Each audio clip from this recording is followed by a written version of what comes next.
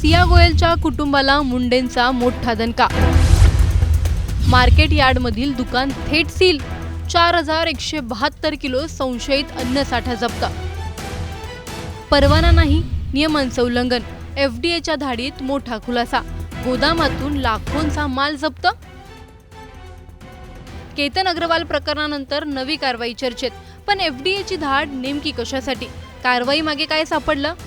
केतन अग्रवाल मृत्यू प्रकरणात आरोपी असलेल्या सिया गोयलचं नाव आधीच चर्चेत आहे, पण आता या प्रकरणाला आणखी एक वेगळं वळण मिळालं आहे। पुण्यातील मार्केट यार्डमध्ये सिया गोयलच्या कुटुंबाच्या व्यवसायावर अन्न आणि औषध प्रशासनाने मोठी कारवाई केली आहे।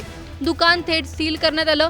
4000 किलोहून अधिक संशयित अन्नसाठा जप्त करण्यात आला आणि परवान्यांपासून लेबलिंग पर्यंत अनेक गंभीर त्रुटी आढळल्याचा दावा करण्यात आला आहे। ही कारवाई नेमकी का झाली, काय आढळलं आणि पुढे काय होणार जाणून घेणार आहोत या व्हिडिओमधून। व्हिडिओ शेवटपर्यंत नक्की पहा आणि टाइम्स नाऊ मराठीच्या यूट्यूब, इंस्टाग्राम आणि फेसबुक पेजला फॉलो करायला विसरू नका। पुण्यातील मार्केट यार्ड परिसरात मसाले आणि ड्रायफ्रूटच्या खाऊक व्यापारात मोठं नाव असलेल्या BG गोयल अँड कंपनी या व्यावसायिक आस्थापनावर अन्न आणि औषध प्रशासनाने मोठी धाड टाकली। हे दुकान सिया गोयलच्या कुटुंबाशी संबंधित असून या कारवाईनंतर संपूर्ण मार्केट यार्डमध्ये एकच खळबळ उडाली। 15 जुलै रोजी एफडीएच्या अधिकाऱ्यांनी अचानक दुकान आणि गोदामाची तपासणी सुरू केली। जवळपास 3 तास चाललेल्या या कारवाई दरम्यान अधिकाऱ्यांनी दुकानातील आणि गोदामातील अन्न साठ्याची तपासणी केली। तपासातील एकूण 4172 किलो संशयित अन्नसाठा जप्त करण्यात आला। जप्त करण्यात आलेल्या मालामध्ये संत ब्रँडची 598 किलो हळद पावडर, साधू ब्रँडची 1258 किलो हळद पावडर, ग्रीन लीफ ब्रँडचे 538 किलो तीळ आणि मधुर ब्रँडचे 1778 किलो सोया मिनी चंक्स यांचा समावेश आहे। या सर्व उत्पादनांचे नमुने अधिक तपासणीसाठी प्रयोगशाळेत पाठवण्यात आले आहेत। या जप्त मालाची अंदाजे बाजार किंमत 8,14,630 रुपये असल्याचं सांगण्यात आलं आहे। कारवाई दरम्यान एफडीए अधिकाऱ्यांना आणखी काही गंभीर बाबी आढळल्याचा दावा करण्यात आला आहे। अधिकाऱ्यांच्या म्हणण्यानुसार दुकान आणि गोदाम आवश्यक वैध अन्न परवाना किंवा नोंदणीशिवाय चालवले जात असल्याचे निदर्शनास आले।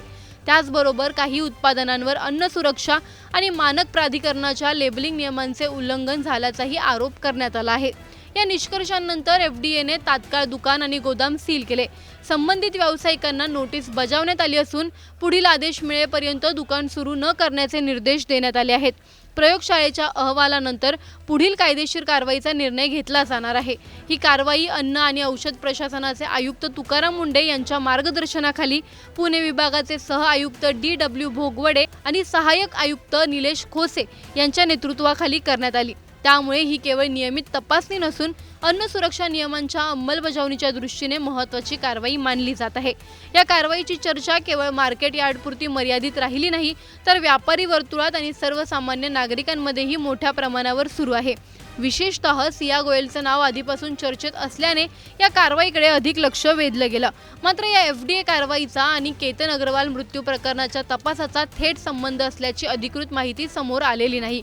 दोन्ही प्रक्रिया स्वतंत्रपणे सुरू आहेत। आता सर्वांचं लक्ष प्रयोगशाळेच्या अहवालाकडे लागलं आहे। जप्त करण्यात आलेला अन्नसाठा निकृष्ट किंवा आरोग्यास अपायकारक असल्याचं सिद्ध झाल्यास संबंधितांवर अन्न सुरक्षा कायद्यानुसार आणखी कठोर कारवाई होऊ शकते।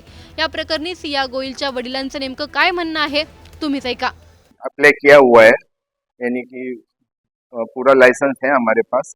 पर जब मैं यानी कि 5-6 महीने पहले मैंने खुद की शॉप पे बैठना चाहा मैंने, तो उस टाइम पे कुछ यानी कि वहाँ पे 348 गाला नंबर डालना रह गया है मेरी तरफ से, जो कि वो अभी हमने अप्लाई के लिए दिया है और वो 8-10 दिन में बनकर आ जाएगा। जब तक उन्होंने मुझे शॉप बंद करने के लिए कहा है, जिसका मैं अभी पालन कर रहा हूँ। हाँ, हो सकता है कोई ना कोई किसी की साजिश हो या कुछ भी कर सकते हैं, पर मैं इसके बारे में कुछ बता नहीं सकता। मेरे पास से सैंपल उन्होंने बरामद किए हैं, वो उन्होंने आगे प्रोसीजर के लिए भेज दिए। मेरा लाइसेंस बन के आ जाएगा जब तक मुझे शॉप बंद करने के लिए कहा गया है।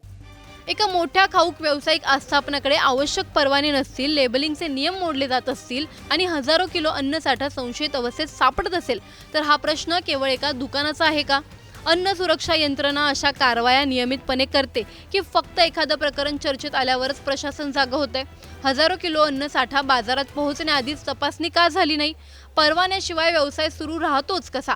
ग्राहकांच्या आरोग्याशी संबंधित नियम मोडले जात असतील तर त्याची जबाबदारी नेमकी कोणाची? आणि सर्वात मोठा प्रश्न म्हणजे नियमांचं पालन करणाऱ्या व्यापाऱ्यांवर अन्याय आणि नियम मोडणाऱ्यांवर उशिरा कारवाई, हीच का आपल्या अन्न सुरक्षा व्यवस्थेची वस्तुस्थिती?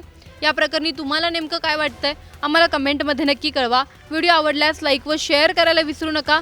तसंच अशा नवनवीन अपडेट्ससाठी आणि माहितीपूर्ण व्हिडिओजसाठी टाइम्स नाऊ मराठीला नक्की फॉलो करा. 14 तारीख मंगलवार को करीब 11:30 बजे सुबह मॉर्निंग में ऑफिसर्स आए थे मेरी शॉप में, जो फूड एंड ड्रग्स के ऑफिसर थे. तो उन्होंने कुछ मेरी शॉप से 4 तरह के सैंपल्स लिए, नमूने लिए. जैसे 2 हल्दी पाउडर के हैं, एक सोया चंक्स का है और एक गावरान की सीसम बोलते हैं. उन चारों का सैंपल लिया जो मार्केट में एक अच्छे लेवल में बिकता है ये माल सब. और उसका मेरे पास सब टोटल परचेज बिल वगैरह भी है. तो उन्होंने वो सैंपल आगे जो भी कार्रवाई करनी है वो करेंगे वो. और मेन बात तो ये हो गई थी कि जो मेरी पहले रेंट की दुकान थी तो वहाँ पर मैं बैठता था, तो हमने 2025 से 2030 का लाइसेंस अप्लाई किया हुआ है, यानी कि पूरा लाइसेंस है हमारे पास.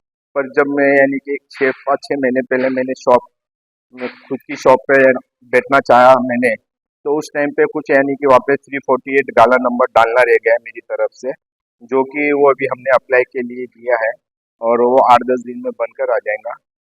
जब तक उन्होंने मुझे शॉप बंद करने के लिए कहा है, जिसका मैं अभी पालन कर रहा हूँ, और बाकी इस बारे में कोई बात नहीं है बस.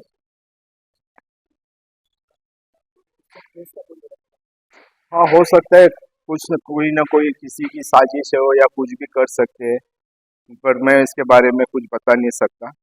मेरे पास से सैंपल उन्होंने बरामद किए हैं, वो उन्होंने आगे प्रोसीजर के लिए भेज दिए. मेरा लाइसेंस बन के आ जाएगा जब तक मुझे शॉप बंद करने के लिए कहा गया है, जिसका मैं पालन कर रहा हूँ.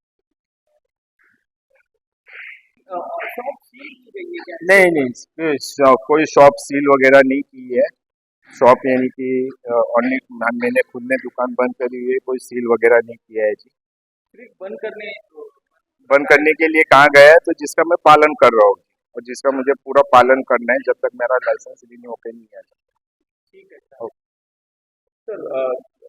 जो केस पूरा चल रहा है या जो रशिया तो हमें कहना चाहिए कि कहीं नहीं बाहर सर, आ रही है. आने दीजिए सर, कुछ भी बात आया, मुझे कोई लेना देना नहीं है. लोग उसको फांसी देने की बजाय मुझे फांसी दे रहे हैं, मेरे घर वाले को फांसी दे रही है.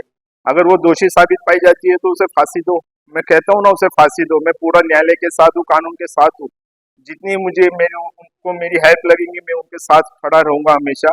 अगर मेरी बेटी दोषी पाती है तो उसे फांसी दो. उस परिवार वाले को ये जब सब करके यानी कि जो साजिश रच रहे बार बार कुछ का कुछ डाल रहे हैं, तो मुझे तो ऐसा लग रहा है कि फांसी मुझे दी जा रही है, मेरी मिसेस को दी जा रही है, मेरे बेटे साहिल को दी जा रही है. ये महसूस कर रहा हूँ सर. मैं बहुत दिनों से बहुत काफी परेशान में हूँ. बस इसके आगे मुझे और कुछ नहीं उम्मीद है.